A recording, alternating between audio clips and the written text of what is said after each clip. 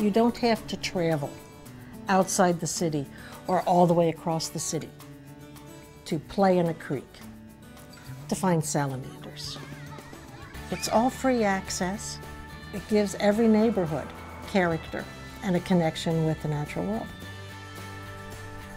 5,000 acres in over 100 parks and preserves, 18 scenic overlooks, and 65 miles of trails, all set in the beauty of the Ohio River Valley and connected by ribbons of green. This abundance of nature didn't happen by accident. It blossomed out of the gifted design of an historic plan and grew by the hands of laborers during the Great Depression. Through the actions of generations of devoted people, it evolved into one of the top urban park systems in the country. It's one of the undeniable assets that we have in this city, and there are so few cities that can compete with us on this level. Our parks system is one of the things that makes us special. The green backdrop to everyday life in Cincinnati. Gems to be cherished. A legacy that's endured. Cincinnati Parks.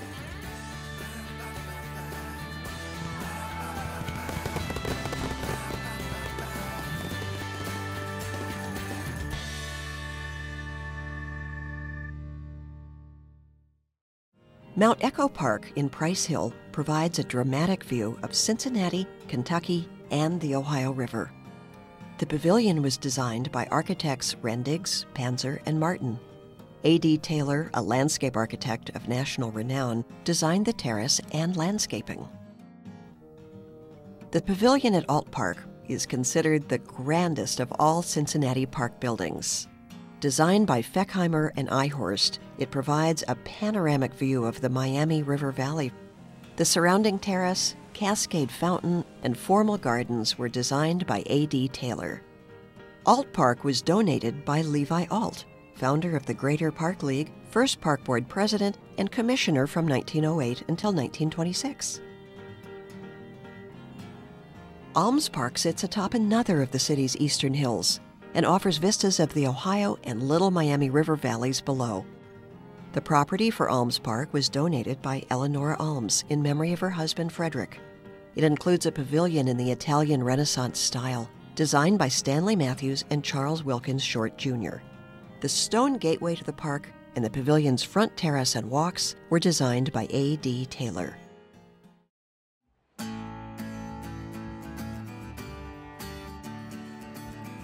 Reflecting on more than 100 years of park history, we see the evolution of a system that's changed in response to the needs and philosophies of the Cincinnati community. Regulations come and go. New uses are added. Some activities remain the same. People still go to their parks for the basic reasons, to recreate, to spend time with family, to get away from it all for a little while. But uses have changed over the years. I still have bus trips where people will tell me stories about, I remember we used to sleep in the park on summer nights. Not because they were homeless, but because housing was more crowded and nobody had air conditioning. Down in Washington Park, it used to be promenade time. Folks would come out decked in their best clothes, next to Music Hall. Now, what's one of the biggest things you think of with a park? It's like, oh, we're going to go to the park and have a picnic. Back in the 1890s, you couldn't have a picnic without a permit. So. New concepts for what a park should be continue to emerge, resulting in opportunities that our ancestors could never have imagined. We fairly early on introduced Wi-Fi technology into a number of parks because people like to be able to sit outside to do their work or to do their homework. A few years ago, people came to us with this relatively new thing called disc golf. And we said, okay, let's try it. And it's something that we've expanded. We've got 2 disc golf courses. A number of years ago, parks were just beginning to get into this concept of having fenced areas and calling them dog parks, where dogs can run off leash. It's not something we invented, but our park users approached us and said, how about it? I think through our research, through listening to our constituents, looking at what others are doing, we're trying to stay ahead, we're trying to anticipate and make sure that our park system continues to be one that's responsive to our park users. Regardless of shifts and changes, the parks have remained constant in their ability to provide enjoyment to generations of people in Cincinnati. The parks in Cincinnati are a key part of the quality of life here. We appreciate the nature and the green space, whether it be big parks like Mount Airy Forest or Alt Park, or smaller parks in the neighborhoods, or the parkways leading to and from downtown. It's an important part of what we have defined as our desires and our preferences as citizens here.